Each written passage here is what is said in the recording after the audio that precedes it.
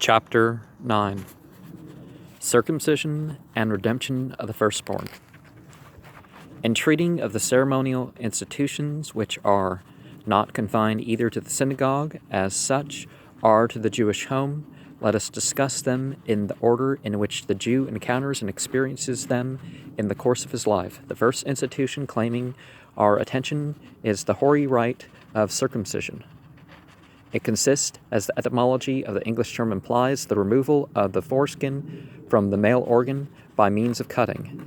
And there is the practice among Jews of the circumcising of the female, which is the equivalent. They cut the clitoral hood.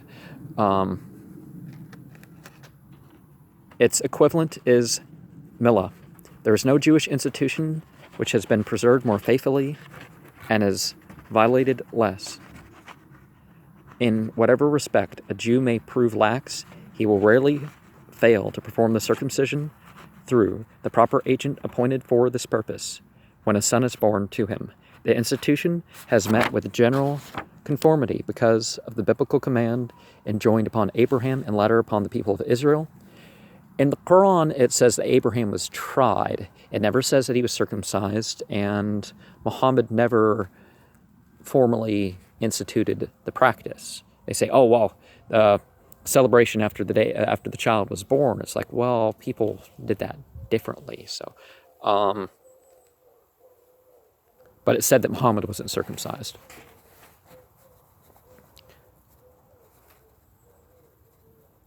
And he doesn't, and male and female circumcision, there's, in that tradition, they say that let the cutting be reduced so that, the less you cut, the more God will reward, because the spouses will enjoy each other more. So logic concludes from that statement alone, and statements about God not creating anything in vain. But anyways, we're talking about Judaism here. So it is Abraham concerning whom it is said in Genesis 17:9-14. And God said unto Abraham, Thou shalt keep my covenant, therefore, thou and thy seed after thee, in their generations. This is my covenant which ye shall keep between me and you, and thy seed after thee. Every man child among you shall be circumcised, and ye shall circumcise the flesh of your foreskin, and it shall be a token of the covenant betwixt me and you. And he that is 8 days old, well, on the 8th day of life, shall be circumcised among you, every man child in your generations. He that is born in the house are bought with money of any stranger which is not of thy seed. He that is born in thy house and he that is bought with thy money must needs be circumcised. And my covenant shall be in your flesh for an everlasting covenant. And the uncircumcised man-child, whose flesh of his foreskin is not circumcised, that soul shall be cut off from his people. He hath broken my covenant. Well, if you're not supposed to uncover people's, if you're not supposed to violate anybody's modesty, really you're supposed to just take people's words for it, right? And these sort of hoary rites are more effective on teenagers than they are on kids, although the 8th day of life is really the most likely day to survive it and not have as lasting of injurious or infection-related issues. The children of Israel are told in Genesis 12:3, and in the 8th day of the flesh of his foreskin shall be circumcised. Owing to the fact that circumcision was the sign of God's adoption by Abraham, it is known as Brit Abraham, the Abrahamic covenant. According to Jewish tradition, it is the duty of every father to circumcise his son. Should the father neglect his responsibility, the religious authorities look to execution, and in the event that a male circumcision is overlooked by those in authority in the congregation, said male, when grown, is obliged to provide for his own circumcision. One willing to remain uncircumcised is punished with the penalty of cutting off from the congregation of God. Originally, every father was expected to circumcise his child, but in the course of time, the office of professional operator, mohel, circumciser was created. At the present time, the service is not infrequently delegated to a graduated physician, as circumcision is justly regarded a surgical operation. And as much as that's true, it reduces the immune system at the very least. It reduces the amount of pleasure that can be experienced, the amount that actually for both partners, not just the circumcised, but their partner, ability to get wet is, I guess that's going to be the word I'm going to use. But the medical reasons supporting circumcision don't really exist. It's actually medical advice says don't do it. Unless there's like already some infection and you're minimally cutting. But freedoms allow people to do these things. So the circumcision must take place on the 8th day after the child's birth and not earlier than sunrise. If a circumcision has, for some cause or other, been performed at night, blood, known as the blood of the covenant, must be drawn by incision from the male organ of the child during the following day. In the case of weak children, the circumcision is postponed until they are strong enough to undergo the operation. A sick child, for example, one suffering from fever, is not circumcised until 7 days after its recovery. A child suffering from some local ailment, like sore eyes, is circumcised immediately after its recovery. The child born without foreskin has simply the drop of blood constituting the blood of the covenant taken from him by incision. The utmost precaution is always exercised not to endanger a child's life by circumcision. Hundreds of baby boys die in America every year from circumcision. So, if the blood does not circulate properly in a child, or if two children of the same family have died as a result of their circumcision, the circumcision must be postponed. Now, there's been a reduction of deaths and serious injuries from circumcision as time has gone on. If a child dies before the 8th day, its circumcision should, according to the Shulchan Aruch, take place at the cemetery before burial. But without the recitation of the usual formula, although the dead child is given a name. And I've mentioned Islam, so I'll throw in something also from there, is that the mutilation of the bodies is not a permissible thing for trophies or otherwise. Now, autopsies needed to investigate crimes, that can be a different matter. The custom of circumcising dead children is not general. Circumcision may take place on Sabbaths. It may be performed in the home or even in the synagogue. The synagogue is not often selected. The operation may be performed by means of any sharp instrument, either a lancet or scissors. A lancet is most generally employed. The manner of the operation is as follows. The foreskin is stretched forward and held tight by some support so that it does not slip back on the organ. It is then cut off close to the support and thrown into sand, because the promise was given to Abraham that his posterity would be as numerous as the grains of sand upon the seashore. So you can think of this foreskin or the clitoral hood in cases where that is observed, representing the seashore. Some wine is then sprinkled on the wound and on the face of the child in order to revive the child from weakness consequent upon the loss of blood. The remaining skin of the organ is then dressed so that the head of the organ remains altogether exposed, an act termed peria, uncovering, without which the circumcision is null and void. Thereupon, the operator takes some wine into his mouth and sucks the blood out of the wound. Some people have dropped that tradition, particularly with the popularity of people performing oral sex, that it doesn't get mixed with that, and the transmission of disease from the mohels.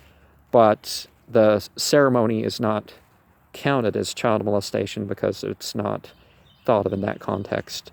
So, an act known as mezuzah and performed to prevent inflammation. Now, aren't you not supposed to consume, if you're not supposed to consume blood, making a point of tasting the blood is, if you drain the blood off the meat, and you're supposed to cook it and all that, couldn't it be banned on those grounds too?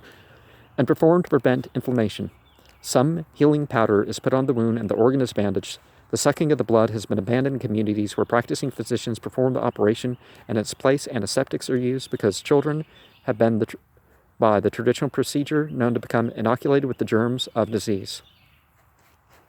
And the night preceding the circumcision is often spent at the home of the child in the recitation of psalms and Talmudical passages by those who expect to attend the acceptance of the boy into the Abrahamic covenant. The most important person next to the operator of the circumcision is the Sandak, godfather, or Baal Berith. See also, the Like the Goetia series number 28. Talk about that more. That name, anyways.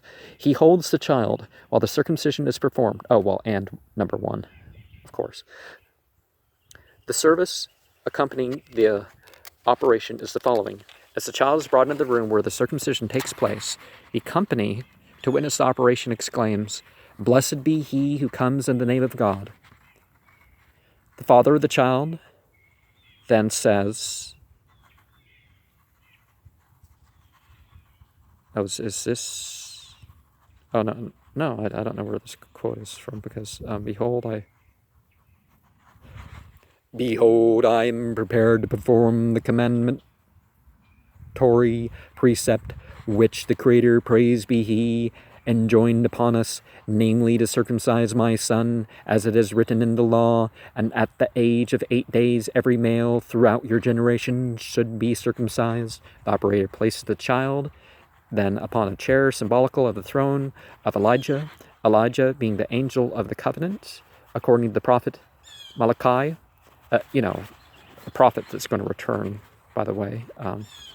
Angel's a very ambiguous word in English. And says, "Behold, I will send my messenger, and he shall prepare the way before me." Malachi 3:23. The operator thereupon recites, "This is the throne of Elijah. May he be remembered for good.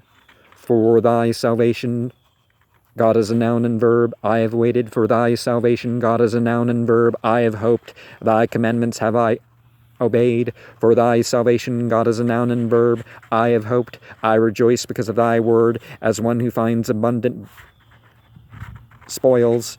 Unbounded peace comes to those who cherish thy law, and obstacles never come into their path. Happy he whom thou choosest and whom thou causest to approach, that he may dwell in thy courts." Now, the translation here says booty, and, some people are the bounties of war. People may not get that part of that. But after this introduction, the company responds, "Let us be satisfied with the goodness of thy house, thy holy temple." The godfather, who is seated upon a chair, now receives the child and holds it on his knees while the operator cuts the foreskin and says, "Praised art thou." God is a noun and verb. "Our God, King of the universe, who has sanctified us with his commandments and enjoined upon us the circumcision." There's evidence that the Israelites didn't practice it for a period, and they may have re-picked up Egyptian and Canaanitic tradition. So, the circumcision having been finished, the father intones, "Praised art thou." God is a noun and verb. "Our God, King of the universe, who has sanctified us with his commandments and commanded us to cause our sons to enter the covenant of our father Abraham." Spiritual father. Genetics has kind of indicated that Jews tend not to be Semitic in ancestry any more than anybody else, at the very least, you could say. I guess like 5% of them, maybe 10%, depending on your genetic study. Actually, less than 5, less than 10. But to this benediction, the company responds, As he has entered the covenant, so may he be permitted to enter the study of the law, the marriage state, and the practice of good deeds." And the operator picks up a goblet of wine and says, "Praised art thou." God is a noun and verb. "Our God, King of the universe, creator of the fruit of the vine." Praised art thou. God is a noun and verb. "Our God, King of the universe, who from the womb sanctified the beloved, who set a statute in his flesh, and who sealed his offspring with the sign of the holy covenant. Therefore, with this reward, O our living God, our portion, our rock, command the deliverance of the dearly beloved of our flesh from the destruction of the sake of the covenant. For thou hast put on our flesh. Praise art thou, God as a noun and verb, former of the covenant. Our God and God of our fathers, preserve this child for his father and mother, and may he be called in Israel. And then the Hebrew name of the child, which he's going to be known as, is said. Let the father rejoice over him that came from his loins, and let his mother be glad because of the fruit of her womb. As it is written in the Scriptures, let thy father and thy mother rejoice, and let her that gave thee birth be glad. And as it is said, and I passed by thee, and saw thee weltering in thy blood, and said unto thee, in thy blood live. And it is furthermore said, he hath remembered his covenant forever, the word which he commanded for 1,000 generations, the covenant which he made with Abraham, and his oath unto Isaac, and which he confirmed unto Jacob for a statute, to Israel for an everlasting covenant. And it is said, and Abraham circumcised his son Isaac when he was 8 days old, as God commanded him. So, not the firstborn, who was already a teenager. Oh, give thanks unto God as a noun and verb, for he is good. His loving kindness endures forever. May this child, mention its name again, become great as he has entered the covenant. So may he be permitted to enter the study of the law, the bond of marriage, and the practice of good deeds. And I'm going to leave the rest of the chapter.